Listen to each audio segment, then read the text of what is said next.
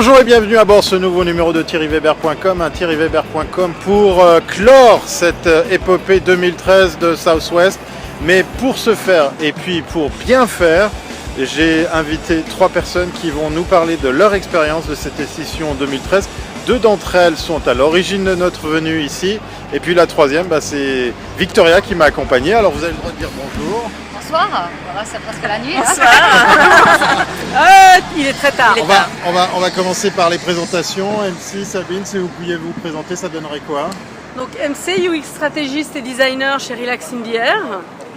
Sabine, stratège chez Relax in the Air. Victoria, même exercice. Victoria, Commune Mag, rédactrice en chef, print et web. Alors, deuxième année que vous venez ici, pourquoi revenir à Austin? Mais en fait, ce qui se passe avec South by Southwest, c'est tellement énorme, c'est tellement gigantesque que la première année, en fait, on est tellement pris dans une espèce de folie comme ça qu'on n'arrive pas à complètement profiter en fait de l'événement. Et l'idée en revenant ici, c'était non seulement en fait de se replonger dans cette ambiance qui est absolument unique. Moi, j'ai jamais vu aucun événement dans lequel il y a cette ambiance, dans lequel il y a cette qualité de session. Il y a le festival musique qui commence. Dans lequel il y a autant de sessions, autant de qualité de session. Et je pense qu'en fait, l'année passée, on a fait des erreurs, mais comme toute personne qui arrive dans un festival qui est aussi énorme. Et l'idée, en fait, c'était de pouvoir réitérer l'expérience en ayant tiré, en fait, les enseignements de toutes ces erreurs qu'on avait faites la première année. Alors, des erreurs corrigées, des nouvelles choses découvertes ou déjà de l'habitude? Alors, un peu de tout en fait, de tout ça. De l'habitude, on se sent un peu, j'ai envie de dire, il y a un côté familier en fait, de revenir ici, on reprend ses marques.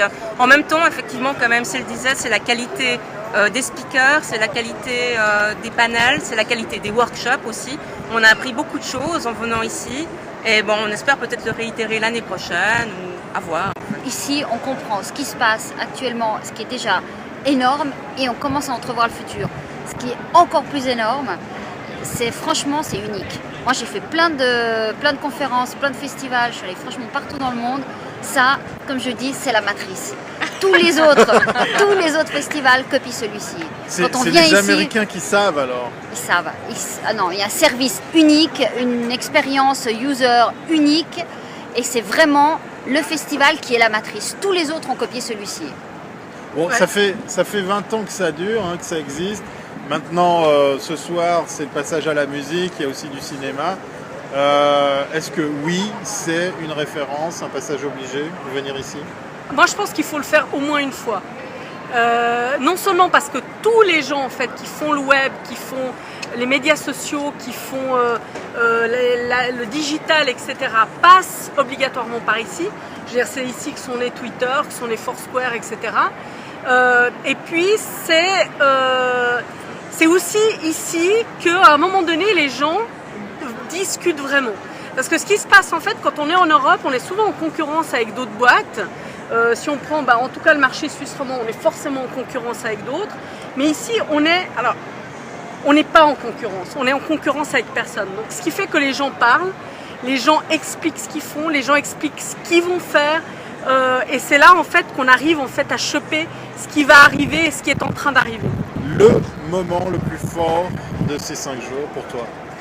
Alors, il y en a eu plusieurs, mais je pense que les moments les plus forts, c'est les moments où j'ai appris le plus de choses. Parce qu'effectivement, comme je disais tout à l'heure, il y a des panels où chacun vient en fait témoigner de son expérience, etc.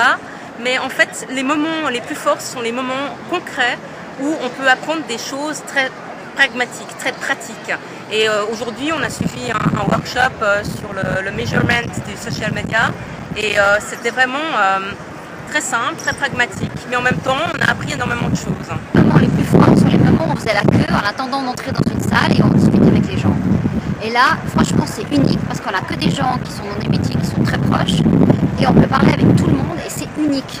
Je n'ai jamais vu ça en Europe, ça n'existe pas. Vraiment, c'est un vrai public. Non seulement, en fait, les gens parlent très très facilement de ce qu'ils font, de ce qu'ils sont en train de faire, sur quoi ils travaillent, mais c'est également, en fait, les speakers sont totalement accessibles. C'est-à-dire qu'on n'est pas dans des conférences où finalement le speaker a parlé, il part en backstage et puis il disparaît.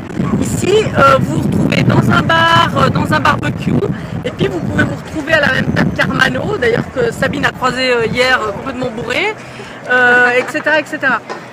Et puis pour moi, je pense qu'un autre moment qui est important, alors mis à part la qualité des sessions dont a parlé Sabine, mais je pense que c'était exceptionnel cette année, c'est parce que vous étiez là, c'est en fait à un moment donné de pouvoir se retrouver en dehors des sessions, à discuter avec n'importe qui à n'importe quel moment, à aller dans des restaurants et puis à pouvoir rigoler comme on n'a jamais rigolé avant, même si on se connaît depuis un moment, etc. Et puis ça pour moi c'était quelque chose que j'avais pas eu l'année passée et c'est quelque chose que j'ai beaucoup apprécié cette année. Donc, si vous venez à South by Southwest, ne venez pas seul. Jamais, jamais. Il ne faut pas venir seul. Même si on rencontre plein de monde, on discute avec beaucoup de monde, c'est des instantanés. Donc, il faut venir avec quelqu'un avec qui on va pouvoir partager cette expérience. Parce que finalement, partager un barbecue avec quelqu'un, c'est exceptionnel. Surtout un barbecue texan. Alors chez thierryweber.com, on vous promet, on va vous faire un guide pratique de comment venir ici à Austin. On a déjà des très très bonnes astuces qui ont été présentées ce soir. C'est vrai que ça donne envie de venir. Alors si on terminait sur une note genre invitation, la seule raison pour laquelle il faut venir, allez, ça sera le mot de la fin. Oh non mais moi je suis pas objective. Okay, moi je dirais pour le barbecue. Non moi je dis il faut venir pour la bouffe. Alors barbecue.